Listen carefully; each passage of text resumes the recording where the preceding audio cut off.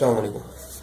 तो आज जो हम चैप्टर सॉल्व करेंगे वो है real and complex number systems, first year का चैप्टर नंबर 2, जो कि बोर्ड के हिसाब से भी और बोर्ड के एग्जामिनेशन के हिसाब से काफ़ी इंपॉर्टेंट चैप्टर है। वैसे भी आपकी आगे की लाइफ के लिए भी ये चैप्टर अच्छा खासा इंपॉर्टेंट है, जिसमें बेसिक अंडरस्टैंडिंग है कि ये क्योंकि एक नया नंबर सिस्टम है जो कि बेसिकली आपने इंटरमीडिएट के अंदर ही पढ़ा, पहले फर्स्ट ईयर के अंदर आके। इससे पहले मैट्रिक में हमने बाकी सेट्स वगैरह के अंदर काफ़ी नंबर सिस्टम को इंट्रोड्यूस किया हुआ है, बट ये जो चैप्टर है ये हमारे लिए बिल्कुल न्यू है।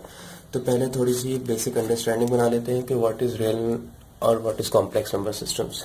तो हमें कॉम्प्लेक्स नंबर सिस्टम्स की ज़रूरत क्यों पड़ती है, यहाँ से हम स्टार्ट करेंगे। तो जो हमारा चैप्टर नेम है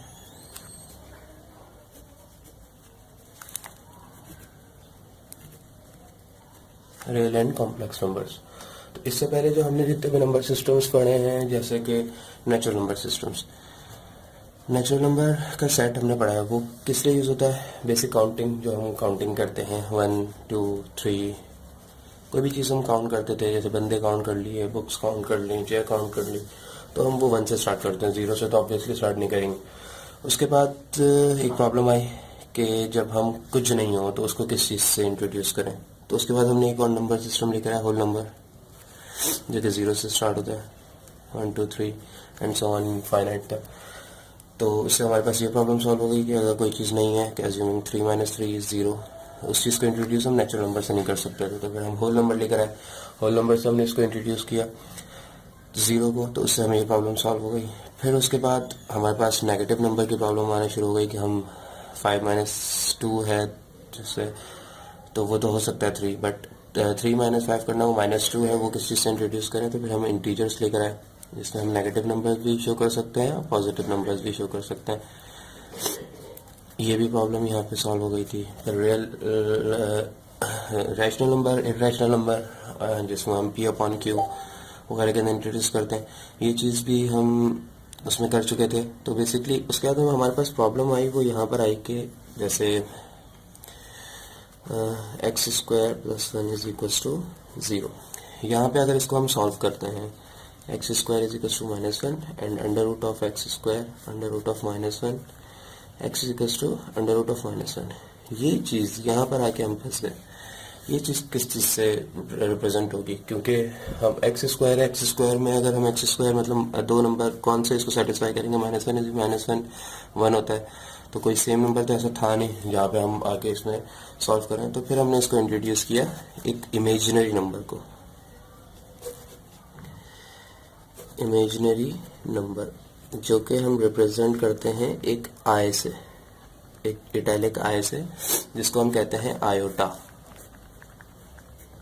ये आई थिंक ग्रीक में है, इसकी रिप्रेजेंटेशन आयोटा इसे कहते हैं। अब ये क्यों यूज़ होता है आयोटा, किस लिए यूज़ होता है, इस चीज़ को हम डायरेक्ट पढ़ेंगे कैसे यूज़ करना है।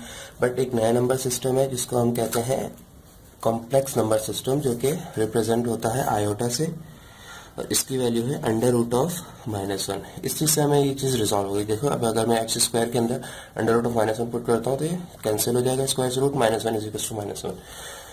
तो इससे अगर हम i² की वैल्यू निकालना चाहें तो वो क्या हो जाएगी, हमारे पास -1 हो जाएगी। इसी तरीके से अगर मैं i³ की वैल्यू निकालना चाहूँ तो वो मैं ये लिख सकता हूँ i² × i², i² = -1 × i, तो ये माइनस i4 निकालना चाहूँ तो i² × i²,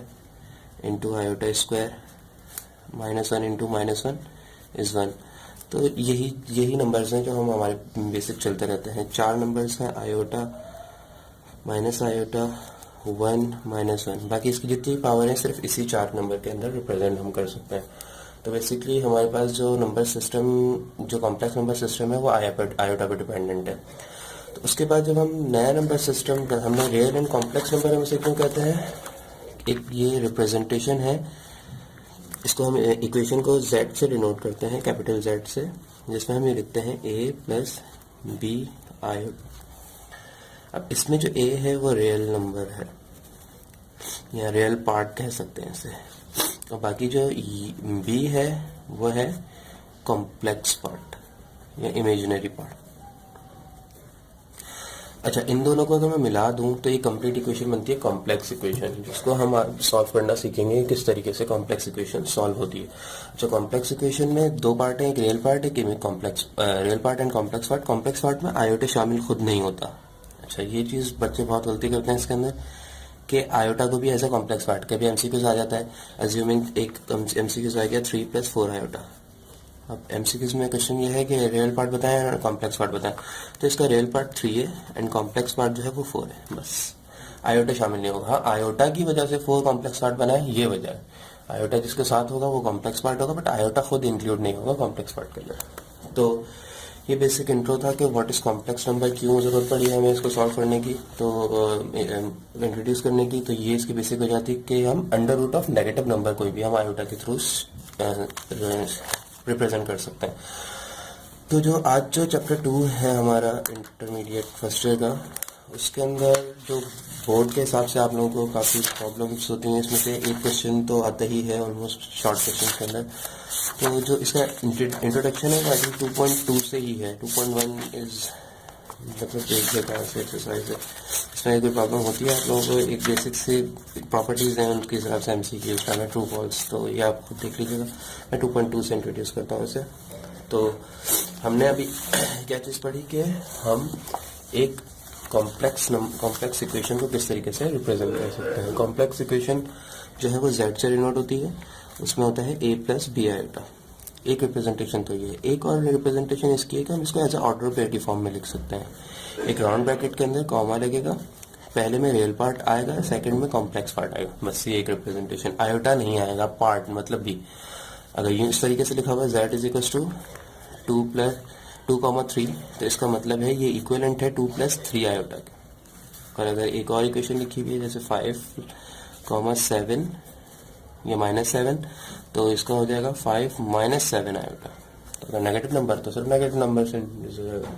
तो बेसिकली रिप्रेजेंटेशन इसकी ये है। तो अब ये कॉम्प्लेक्स नंबर है, तो कॉम्प्लेक्स नंबर जिस तरीके से रियल नंबर ऐड हो सकते हैं, सब्ट्रैक्ट हो सकते हैं, इसी तरीके से हम कॉम्प्लेक्स नंबर को भी ऐड कर सकते हैं, सब्ट्रैक्ट कर सकते हैं, बिल्कुल एज इट इज जैसे हम बाकी नंबर से कर सकते हैं। अब इसके अंदर जो है हमारे पास पहली एक्सरसाइज जो है 2.2, उसके अंदर ये इसे हम क्वेश्चन नंबर 1 पहले सॉल्व करते हैं। तो question number 1 of exercise 2.2, question number 1 है perform the indicated operations. Indicated operation, जो ऑपरेशन दिया हुआ है वो हमें इसको अप्लाई करना और इसको सॉल्व करना। तो इसका पार्ट 1 है 7, -9 + 3, 5। तो इसका सॉल्यूशन जो है वो, अच्छा अब मेरी जो अप्रोच है वो सिंपल ये है कि हम इसको पहले राउंड ब्रैकेट जो इस ऑर्डर पेयर की फॉर्म में है, इससे हम इसको आयोटा की फॉर्म में ले आए सबसे पहले। तो ये हो जाएगा 7 - 9 आयोटा + 3 + 5 आयोटा, मतलब ये बीच का प्लस था, बाकी इसको हम जिस तरह से आयोटा से रिप्रेजेंट फॉर्म में ले आए और इसको भी इसी फॉर्म में ले आए। अब हम क्या करेंगे, सिंपल रियल नंबर के साथ ऐड सब्ट्रैक्ट हो सकता है एंड कॉम्प्लेक्स नंबर के साथ ऐड एंड सब्ट्रैक्ट हो सकता है। तो हम जो 7 और 3 को आपस में ऐड कर देंगे और -9 एंड -5 को। तो इसी तरीके से हमारे पास 7 + 3 = 10, -9 + 5 = -4 आयोटा, बस ये ऐड हो गया। और अगर हम वापस इसको उसी फॉर्म में लेके जाना चाहें तो ये 10, -4, ये इसका आंसर है। तो ये बेसिकली हमारे पास बेसिक साइज का ऐड एंड सब्ट्रैक्ट की इक्वेशन इस तरीके से सॉल्व। हम इसमें एक और प्रॉब्लम सॉल्व करके देखते हैं।